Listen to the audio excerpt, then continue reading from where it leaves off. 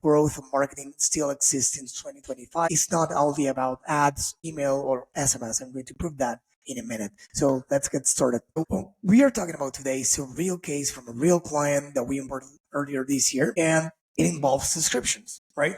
So the way we operate at the agency is following a super simple two-step framework. We map out the customer journey, and second, we find improvements. As simple as that. It looks simple, but it's not. Why does it look simple? Because I'm talking about the forest, not the tree. We are going to zoom in a minute, but that's probably one of the main mistakes I see brands making, or advertisers or growth marketers in general. And it's that they want to go to the detail right off the bat, and they say, "Oh, I think the problem is this, so we should fix that." The problem with that is that many times you end up fixing what wasn't broken, and you have another problem there, right? So first off, we need to lay back, relax, and say, okay, let's look at the forest. Let's map out the customer journey. So the problem with this brand was something that you might relate to, and it's that they had been in a revenue plateau for 2 to 3 years before hiring us. So they wanted to grow. They wanted to stop that plateau. Of course, any brands I talk to on this podcast, at the agency in 2024, and why not in 2025, they are going through the same for one reason or the other.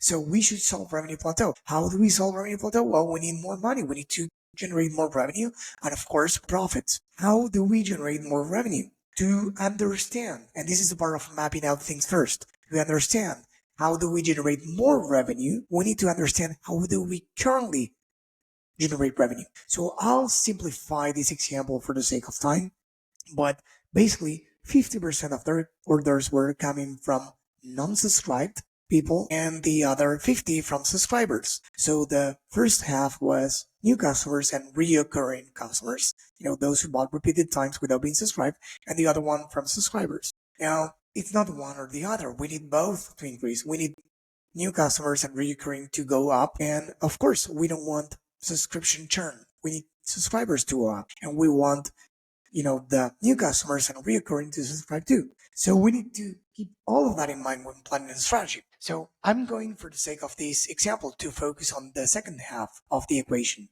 I'm going to zoom in on the subscribers to show you how we operate here. So we have the subscribers. Someone subscribed, and then eventually they will churn. It will happen. It won't be personal. Even if you have the perfect service, eventually they will churn. It will be 2 months, 3 months, 2 years, 5 years. Eventually they will churn. Nothing lasts forever, right? But we need to understand how that subscription works on average for your subscribers, so you can anticipate to the next churn and to add more value. So we always need to keep the goal in mind. They wanted to increase revenue. So what do we want from these subscribers? To generate more revenue. How do we do that? We want them to stay for long, and in the time that they are with us, we want them to spend more. So we want them to spend more, and we want them to do it for longer. Of course, keeping in mind that we are doing to help them and to add value, not because we are milking them. We want to add value to them, right? So first off, we want to avoid the churn.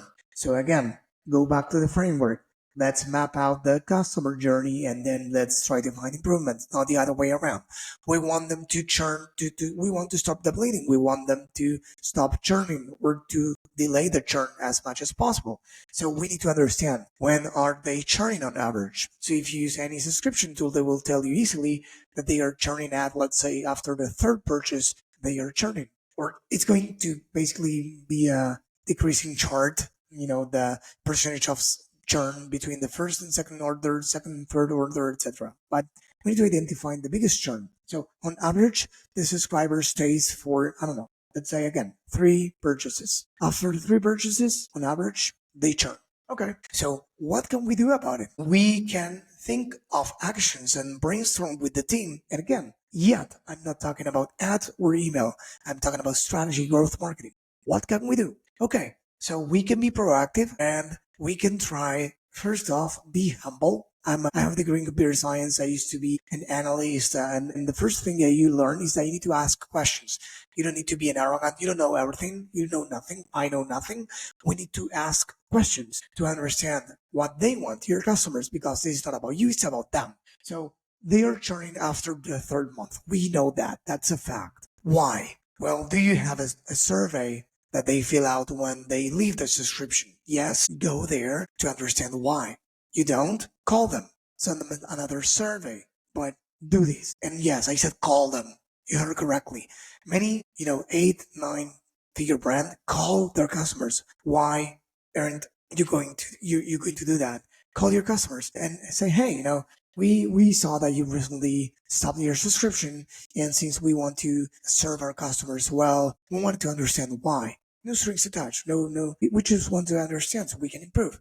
It was that I had a lot of product and I kept receiving a lot of the new product, and I already have product in stock, so I don't need accumulating 3 months of product. Probably I'll stop the subscription. Would you have paused it if you had the chance? Maybe yes, or maybe no, and you will get answers, right? You can ask questions like those, and you will get the insights. Then, and only then, after you understand that they churn after the third, remember we map out and we understand after the third order, and you understand why, you can brainstorm actions with the team. And you can say, for example, oh, maybe we need to be proactive about it and give them a no questions asked discount. Whenever you see that the third month is coming, it's like, hey, we know that you're going to receive your package soon, and hey, this time we have a surprise for you. It's going to be 15% off. You don't need to do anything in exchange. We just value you as a customer. Period. And then you assess whether they churn in the first month or not. That cohort, right? Another thing is that if they want to take, I don't know, if you sell coffee like this client we have, well, you might want to send them a sample with the product. So, hey, in this month package, you'll find a surprise. And then you ask them how they liked it, etc. So why not? Next time you might suggest them a bundle. Hey, did you like it? And they can buy both of them in the next order, right? So those are some of the creative ways that you can actually fix things. Otherwise, you wouldn't be fixing, you'd be guessing and throwing some spaghetti at the wall and see what sticks. And that's not how things work many times. Not when you can have the data, right? Then they stay for another month, right? And then you want them to spend more. So I just gave you an example of that. If you provide them with a sample, then you can promote that flavor too, right? You can offer subscriber only deals, exclusive time limited deals or whatever. You can add a value over time, whatever value means to them. You can bring some professionals in the space if it applies to your industry to come and speak. You can make them a part of something greater. You can turn some in product ambassadors, so you can give them samples of new products before mass releasing them. If you can do whatever, right? If it's, again, this brand is a coffee brand, they can have, webinars with the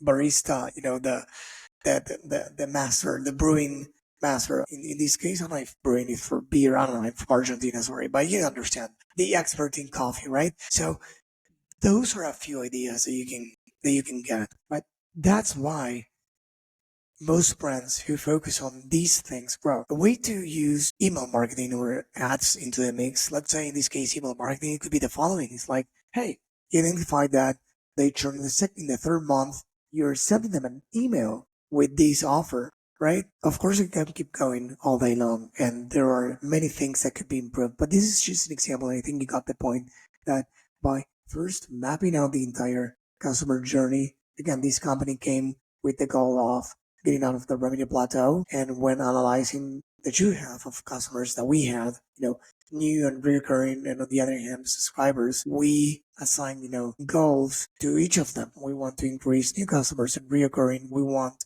to increase the subscription take rate. And when we talk about subscribers, we want, of course, to increase the subscribers LTV, lifetime value, right? So in this brief podcast episode, I spoke about the latter, how to increase the LTV for subscribers by mapping out the customer journey and saying, hey, they churn at the third month, and this is why they churn, finding out that, and then applying the tactical thing in emails, could be SMS, could be different things to prevent them from churning and to create opportunities for them to generate more revenue across over time. If you find this useful, give me a thumbs up and subscribe to our channel. We put a lot of efforts on these videos. Thank you.